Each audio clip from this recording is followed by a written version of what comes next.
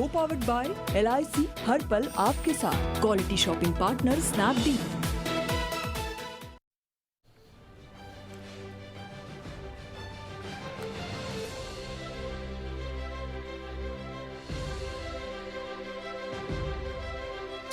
नमस्कार, जी बिजनेस में आपका स्वागत है। मैं हूं दीपांशु भंडारी। बजट हमारे सामने है, वित्त मंत्री की तैयारियां पूरी हो चुकी हैं और हमारी रिसर्च टीम ने भी आपके लिए बजट की खास तैयारी की है।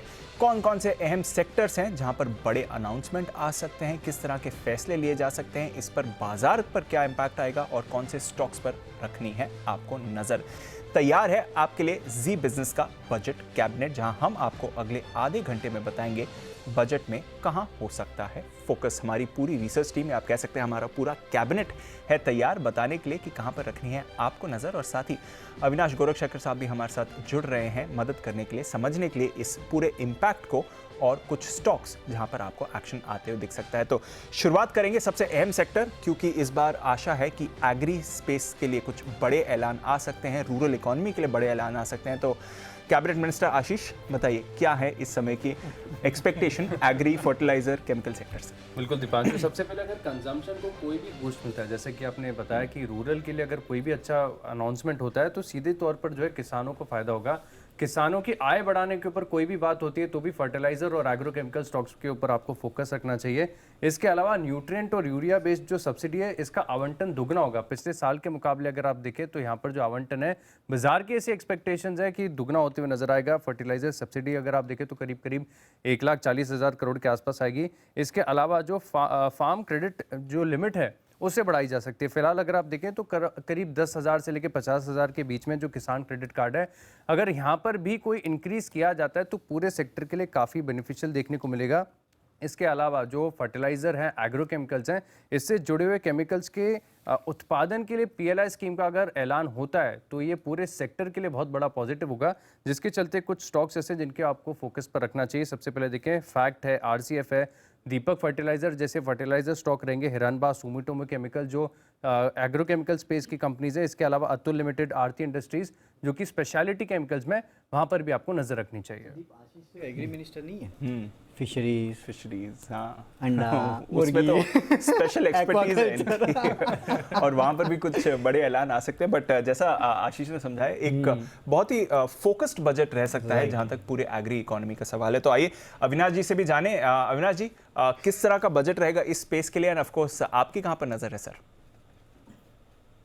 दीपांशु, मुझे लग रहा है कि जैसे आशीष ने कहा, आई थिंक इस बार फर्टिलाइजर सब्सिडी बढ़ेगी और मोस्ट इम्पॉर्टेंटली जो न्यूट्रिएंट्स का जो एलोकेशन है वो शायद बढ़ने की उम्मीद है। सबसे बड़ी बात, एग्री इकोनॉमी को लेके गवर्नमेंट डेफिनेटली इस बजट में बड़े अनाउंसमेंट्स करेगी, क्योंकि वो चाहेगी कि यहाँ पे जो एग्रीकल्चर का जो कंपोनेंट है GDP का, वो बरकरार रहे और यहाँ पे इंसेंटिव जरूर मिलेंगे। तो मेरे ख्याल से जैसे स्पेशलिटी केमिकल्स में दीपक फर्टिलाइजर्स है, फिर एग्रोकेमिकल्स में हेरम्बा इंडस्ट्रीज है, UPL है। हमको इस स्पेस में जो स्टॉक पसंद है दीपांशु, वो कोरोमंडल इंटरनेशनल है। बहुत ही बड़ा प्लेयर है यूरिया और फॉस्फेटिक फर्टिलाइजर्स में, इनफैक्ट क्रॉप प्रोटेक्शन में भी काफी बड़ा शेयर है। तो मुझे लग रहा है कि स्टॉक ऊपरी लेवल से काफी गिर चुका है। यहाँ पे सेकंड क्वार्टर थोड़ा सा वीक था नंबर्स के पॉइंट ऑफ व्यू से, बट मैनेजमेंट ने कहा है कि अभी बैकवर्ड इंटीग्रेशन की प्रयास वो कर रहे हैं और होपफुली आने वाला साल इनके लिए अच्छा रहेगा। तो यहाँ पे अगर कोई बड़ा पॉजिटिव अनाउंसमेंट बजट में आता है तो मुझे लग रहा है कि 12 से 15 महीने में 900 रुपए का टारगेट कंफर्टेबली पॉसिबल है। क्वालिटी कंपनी है और इसको डेफिनेटली करंट लेवल्स पे खरीदना चाहिए।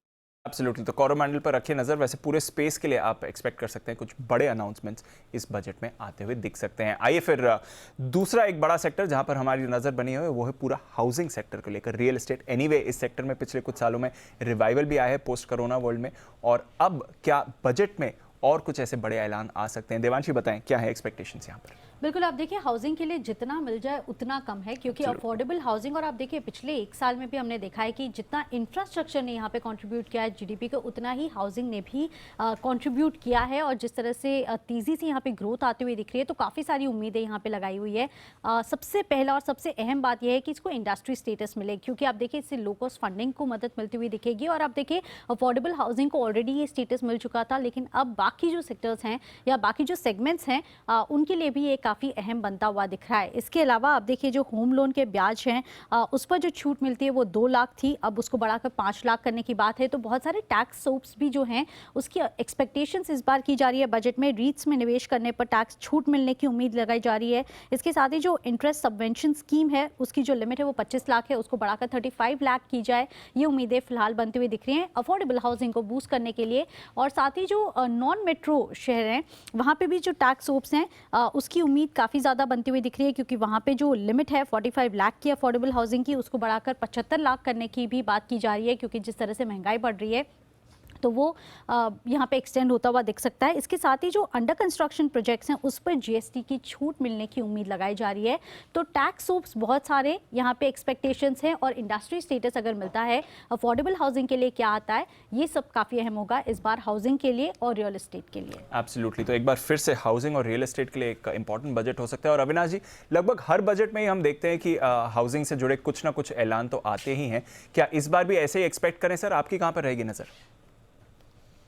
दीपांशु, रियल एस्टेट और हाउसिंग पे डेफिनेटली इस बजट में पॉजिटिविटी आएगी, क्योंकि गवर्नमेंट के पॉइंट ऑफ व्यू से सबसे ज्यादा एम्प्लॉयमेंट इन सेक्टर से आता है।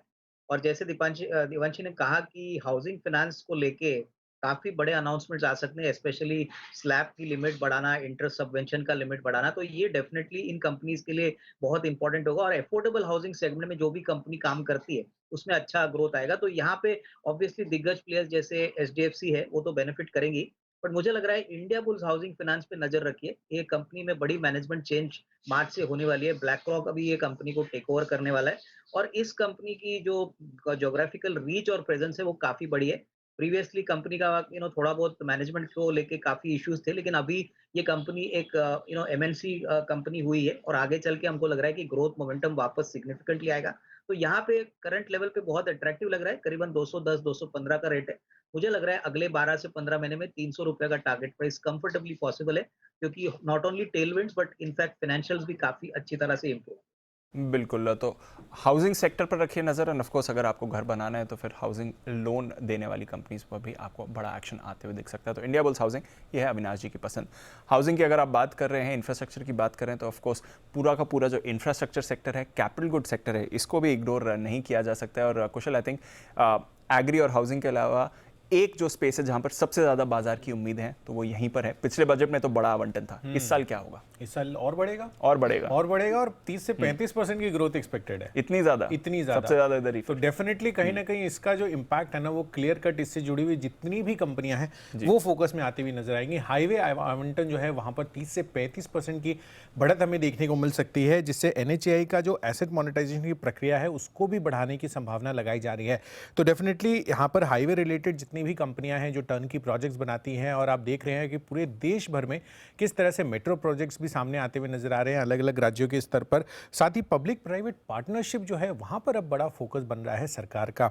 तो कहीं ना कहीं इससे जुड़ी हुई जितनी भी कंपनियां हैं, आप देखिए बाजार का दिग्गज एलएनटी बड़े फोकस में रहेगा। साथ ही आईआरबी इंफ्रा पर जो है लगातार यहाँ पर रिपोर्ट्स आती हुई नजर आ रही हैं। साथ ही एनसीसी यहाँ पर भी हाईली अंडर वैल्यूड अभी ये स्टॉक है, और कहीं ना कहीं आगे चलकर काफी अच्छी तेजी दिखा सकता है। इनका भी बड़ा फोकस इसमें। और कैपिटल गुड स्पेस जैसे कि आप बात कर रहे थे, तो जो भी हैवी इलेक्ट्रिकल इक्विपमेंट वाली कंपनियां हैं वहां पर भी आपको फोकस रखना चाहिए, क्योंकि अगर इंफ्रास्ट्रक्चर बनाना है तो डेफिनेटली इन सब जो मशीन्स हैं बड़े लेवल पे जो प्रोड्यूस करती हैं, सीमेंस, कमेंस, ये सारी की सारी कंपनियों पर आपको फोकस रखना है। और इन कंजंक्शन में जो भी अनाउंसमेंट आती है इंफ्रास्ट्रक्चर रिलेटेड, इन सभी कंपनियों पर आपको अच्छी पकड़ और अच्छी मजबूती देखने को मिल सकती है। बिल्कुल, तो बड़ी मजबूती यहाँ पर देखने को मिल सकती है। हमारी इनफैक्ट एक प्री बजट थीम भी थी इस स्पेस पर रखिए नज़र, और काफ़ी सारे दिग्गज स्टॉक्स की अच्छी परफॉर्मेंस भी रही है। अविनाश जी, मुश्किल होता है कि पूरे इंफ्रा कैपिटल गुड सेक्टर को एक ही साथ क्लब करें, बट ऑफ कोर्स आशा और उम्मीद गवर्नमेंट स्पेंडिंग की सबसे ज़्यादा यहीं पर है। इस बार भी बड़ा आवंटन एक्सपेक्ट करें सर?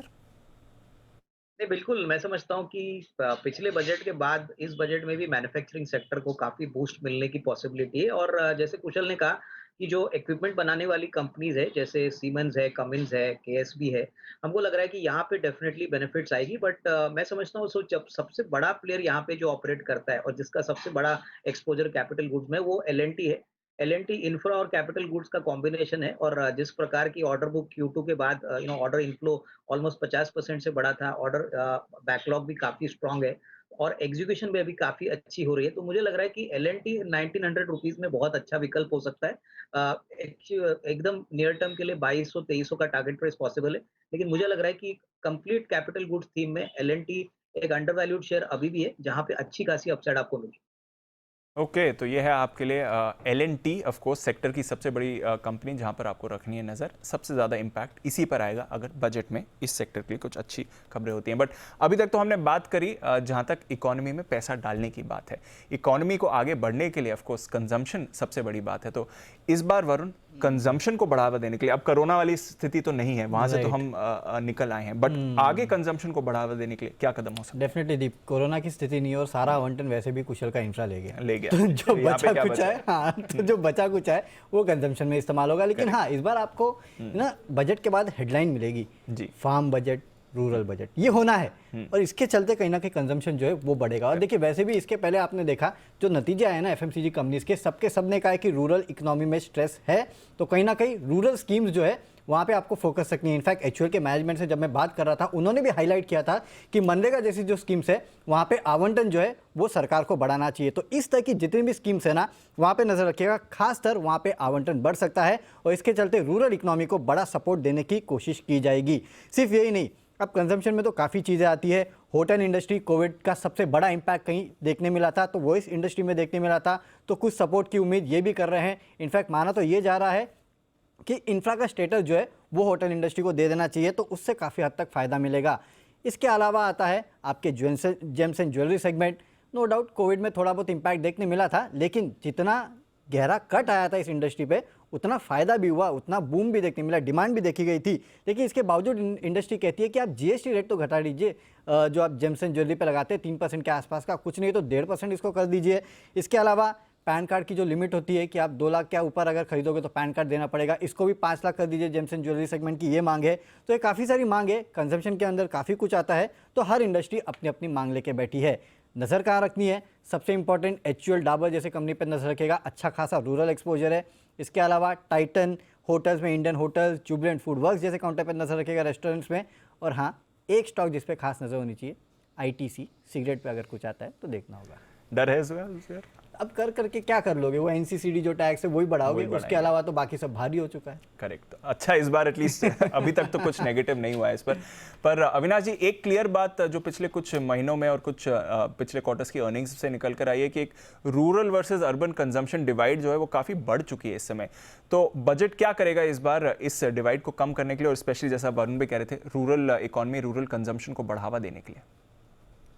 नहीं, बिल्कुल मैं समझता हूँ कि रूरल इकोनॉमी को बूस्ट देने के लिए डेफिनेटली गवर्नमेंट कुछ ना कुछ करेगी, और इसका फायदा जो कंपनीज का बड़ा एक्सपोजर है, स्पेशली लीवर, डाबर, डेफिनेटली इनको मिलना चाहिए, क्योंकि इनका बहुत बड़ा रूरल बेस है। इनफैक्ट ये एक्चुअली काफी ऑटो कंपनीज को भी बेनिफिट करेगी, क्योंकि ऑब्वियसली जिनका बड़ा रूरल एक्सपोजर है वो डेफिनेटली बेनिफिट करेगी। बट मैं समझता हूँ कि कंजम्पशन में बहुत सारी कैटेगरीज आते हैं, जैसे पिज्जा की कंपनीज है, होटल की कंपनीज है। बट एफएमसीजी स्पेस में मुझे लग रहा है Deepanshu, Godrej consumer definitely attractive लग रहा है ये, क्योंकि इनका ग्लोबल जो रीच है प्लस डोमेस्टिक रीच है वो काफी सिग्निफिकेंट है। करीबन 55-56% डोमेस्टिक बिजनेस से आता है, 22-23% अफ्रीका बिजनेस से आता है। इन्होंने क्लियरली कहा है कि ये अपने लॉजिस्टिक्स को इम्प्रूव करेंगे, अपनी मार्केट शेयर बढ़ाएंगे। और जैसे कि पिछले क्वार्टर में डिस्पाइट कॉम्पिटिटिव पोजीशन इन्होंने अच्छी परफॉर्मेंस दी है, तो मेरे ख्याल से ये लेवल एक अच्छा एंट्री पॉइंट हो सकता है करीबन 12-15 महीने के लिए। करीबन 1050 का टारगेट प्राइस लेके ये मुझे लग रहा है कि एफएमसीजी में अच्छा आउट परफॉर्मिंग स्टॉक साबित हो सकता है। तो ये मेरी तरफ से एक अच्छा पिक है। मुझे लग रहा है कि अभी भी करंट प्राइस पे काफी अच्छा अट्रैक्टिव वैल्यूएशन पे। ओके, तो अट्रैक्टिव वैल्यूएशंस आ सकती हैं, एफएमसीजी पर रखिए नज़र। ऑफ कोर्स कंजम्पशन इकोनॉमी है भारत, कहीं ना कहीं वापस एक ही रिवाइवल आ ही जाएगा। बट एक फोकस सरकार का, स्पेशली इस सरकार का रहा है पावर सेक्टर को लेकर। पिछले बजट में भी बड़े ऐलान हमने पावर सेक्टर के लिए देखे थे। आशीष बताएं, इस बार भी पावर के लिए कुछ बड़े ऐलान आ सकते हैं? बड़े ऐलान होंगे। सबसे पहले देखिए कि इलेक्ट्रिसिटी अमेंडमेंट बिल जो है सरकार ने ऑलरेडी पेश कर दिया था, इसको लेकर भी कुछ जो रिलेटेड अनाउंसमेंट है वो देखने को मिल सकते हैं। इसके अलावा जो बड़े प्रोजेक्ट्स हैं इनको देखिए थोड़ा सा मोटिवेट करने के लिए जो वायबिलिटी गैप फंडिंग है, इसकी नई नई स्कीम जो है अनाउंसमेंट करती हुई सरकार नजर आएगी।